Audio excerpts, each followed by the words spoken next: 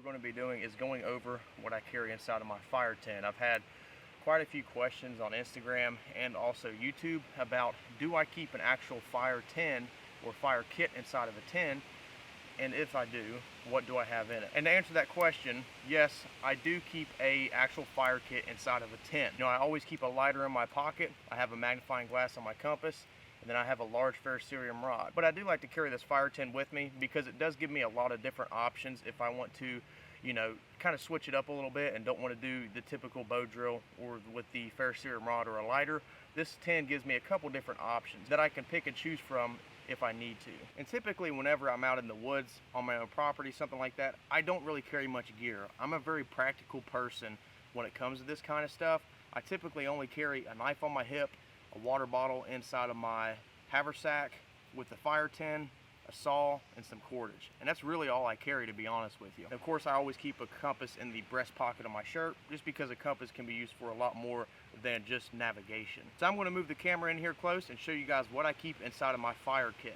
So this is the fire tin that I typically take with me whenever I'm out and about in the woods. Now, I also always carry a large ferrocerium rod inside of my haversack or backpack, but I just throw that down to the bottom of my haversack and just kind of forget it's there. So you see, nothing really fancy. It's just a square tin that I can use for a char tin. I've got some material to be charred up on top, 100% cotton. I've got a magnifying glass if I want to use solar magnification for lighting a fire or creating an ember to light a fire. And this is just sewn up inside of a cloth bag that I have. I've got some lamp wick that is charred on one end. I've got a mini Bic lighter, instant gratification flame. We all know that the Bic is the greatest thing to start a fire with. I've got some char material on this side, just some charred lamp wick and also charred cloth. And then I've got a piece of fat wood for my surefire, I guess you could say. I've got a flint and steel set. If I want to switch it up, I can just use flint and steel with the char material inside of this tin.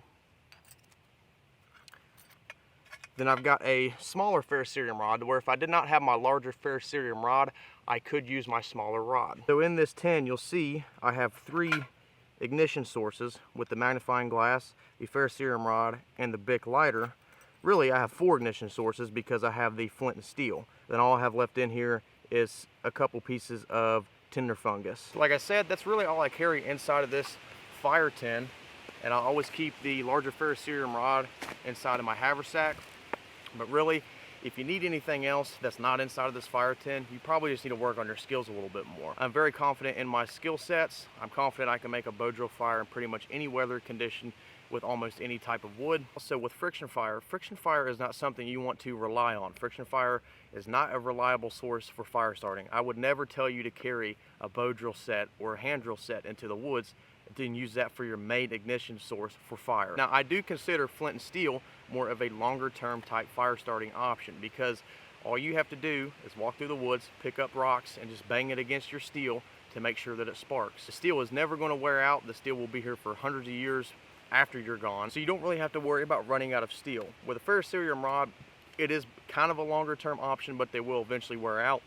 A Bic lighter, of course, loses fluid. Really, flint and steel is one of the more reliable type options for the long term. That's why it's really good to get proficient in flint and steel. Of course, I can also use the tin to make char material in, instead of using something like a water bottle or a canteen.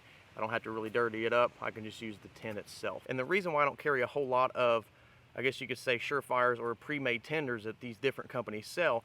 Now granted, I do put some of them inside of say a survival kit that I keep in my car or something like that, but I don't typically carry them with me if I'm on my own property, because I think that using the resources around you and knowing what resources you have in that area is more important than buying the cool survival fire starter that you see on Instagram or Facebook. Being able to identify resources and utilize those resources to your advantage is a huge part in any type of bushcraft that you do. Like I said, this is what I carry. This is what I like to carry. It's perfect for me. I've been using this for quite a long time now. If you guys want to see more videos, just drop a comment in the comment section below and tell me what you guys want to see so I can start putting out a little bit more content. With all the videos that are on YouTube of bushcraft, survival, camping, things like that, it's getting a little bit hard to do videos on certain stuff because there might be 200 different people or channels that have shot that same exact video. Like I said, if you guys want to see some different content or you have any requests on content, just drop a comment in the comment section below. I'm Jake with the Buckeye Bushcraft channel. Thank you guys for watching. If you want to check out some awesome Buckeye Bushcraft merch, just hit the link below or go to uglytent.com. It's underneath the Buckeye Bushcraft page. Follow me on Facebook, Instagram, and TikTok. And please don't forget to like, share, and subscribe. And I'll see you guys in the next video. Thanks for watching.